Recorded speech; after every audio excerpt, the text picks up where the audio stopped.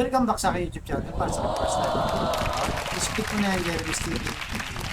Okay guys, wala nang bayad, libre lang. Turo mo na lang din sa kapwa. Alright, thank you very much. So topic natin for today's video or reflection. Gaano ba kalalim ang iyong pananampalataya sa Diyos? Baka konting problema lang, bumibigay ka na.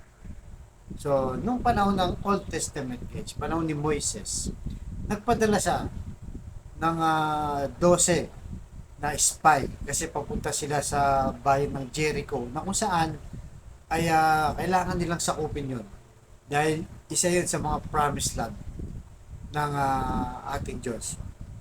So dahil doon, nagpadala nga siya ng 10. Nakita nung 12, yung 10, nung bumalik sila kay Moses, ang sabi nila, ako Moises, baka hindi natin masakop yung bayan ng Jericho. Dahil may mga higanti sila doon. Ang tatayog pa ng kanilang mga pader. Yung mga building doon, marami. Mukhang hindi natin kakayanin at matatalo tayo. So para lang kami mga tipaklong, baka titirisin lang kami. Ganun, natakot sila. Hindi sila naniwala sa utos ni Moises na galing sa Diyos. Kaya kung maalala nyo guys, yung Israel, 40 days siya naglakbay sa disyerto.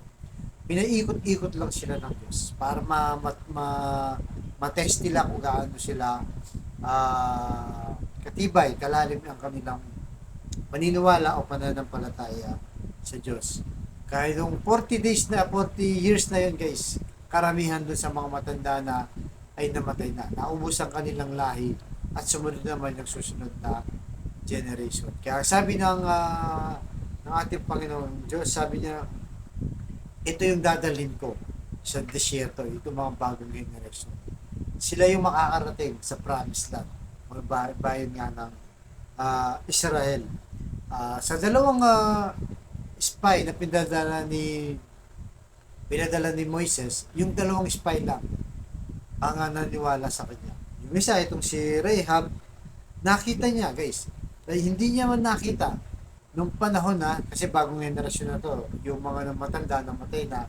So yung mga bagong henerasyon, yung mga himala, itong si Rahab kahit hindi niya nakita na hinati yung dagat, diba? Ngayon alam natin yan guys, nagpadala ng mana o yung pagkain araw-araw sa dagat guys, diba? At walang naniwala siya kahit hindi niya nakita yung mga milagro.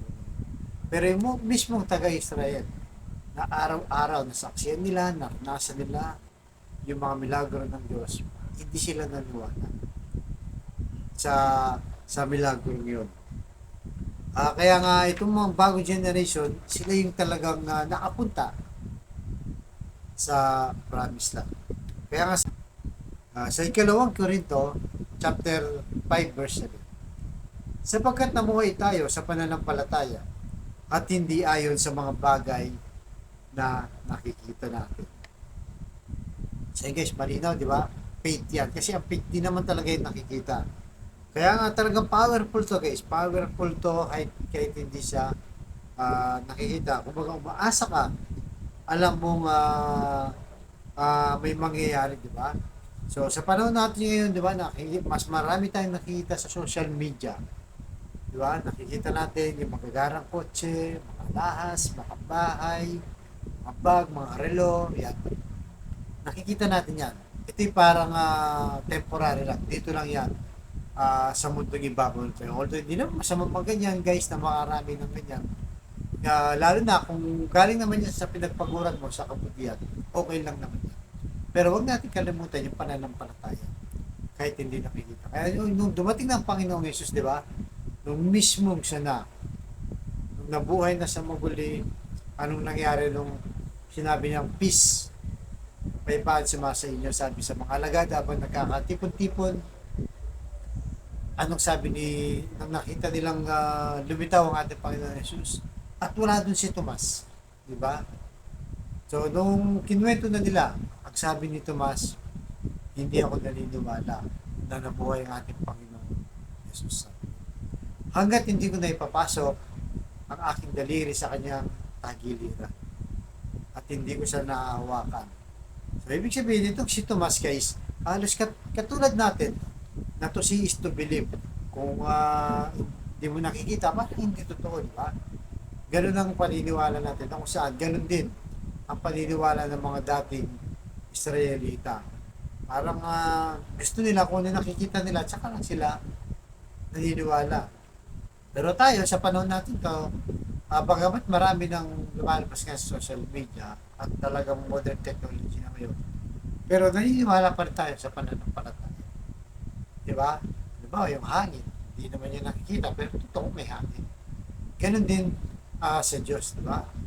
Na kahit alam natin, marami tayong mabibigat na pinagdadaanan sa buhay, ikaw tayo sa buhay, di ba? O kahit yung mga mayayaman, struggle sa kanilang mga negosyo, walang kapayapaan sa kanilang pamilya, kung may pananampalataya ka, di ba?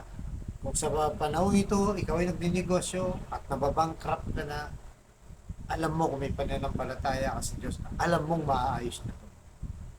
Makaka-recover ka at makakabalik ka sa negosyo mo at makakabawi ka. Ganun din sa kalusugan, di ba guys? Kung sa tingin mo ngayon, may sakit ka na, o medyo malubha na, kagaya ng laging pinapanalangin natin yun, stage 4 cancer na. Kung may paniniwala ka at kalooban ng Diyos, gagaling ka pa. Kahit anong stage pa yan, guys. Kahit nagiging halo ka na lang kung bubuhayin ka ni Lord.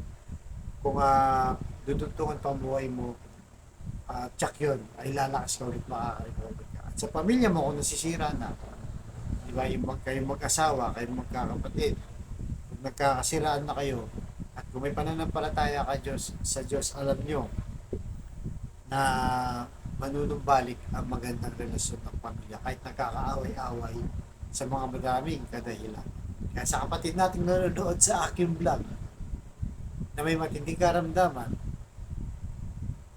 at problema sa pamilya, lalong-lalo na problema sa financial, sabayin mo ko sa napakasimpleng dasal na ang mensahe ng Panginoong Yesus ngayon, kung ikay maniwala at ikay magtiwala, magamat hindi natin siyang nakita pare-pareho lahat ng ating Panginoong Yesus. Kung ikay maniwala at magtiwala, manampalataya, ay tsak yun. Ay pagkakalooban ng mga inyong kahilingan. Tayo po manalangin, Lord, i-bless niyo po kapatid natin na nanonood sa aking vlog na may matinding karamdaman. Stage 4 cancer na Lord. May taning na po sa buhay. O nagiging halo na siya. Matagal na rin bedridden na Lord. Ipuhin niyo po Lord na inyong mapagpagaling na kamay. Aplusin niyo po.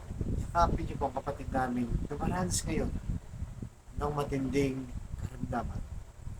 Alam namin Lord, kung kami magtiwala sa iyo, lalo na kung kami manampalataya at yung kalooban ay gagaling ang kapatid namin ito. Ganoon din po sa pamilyang masisira pa lang doon o nasira na, alam namin kaya yung ayusin sa pamamagitan ng aming pananampalataya. At ganoon din po sa financial loan na kailangan namin lahat, lalo na po Lord, mga kapatid namin ikaw sa buhay, ultimo 1 kilo ng bigas, pinoproblema nila, bili ng ulam, bayad sa bahay at kung anong valor. Bless po ang aming anak buhay para sa amin. Nagsusumama po kami, hihingi ng kapatawaran sa aming mga kasalanan. Tulungan niyo po kami Lord, lalo pang tumibay ang aming pananampalataya. So ang lahat ng ito iniling namin sa matamis na pangalan natin Panginoon Jesus, sa amin na namin. To God all be the glory. Sa ngalan ng Ama ng Anak, Espiritu Santo. Amen.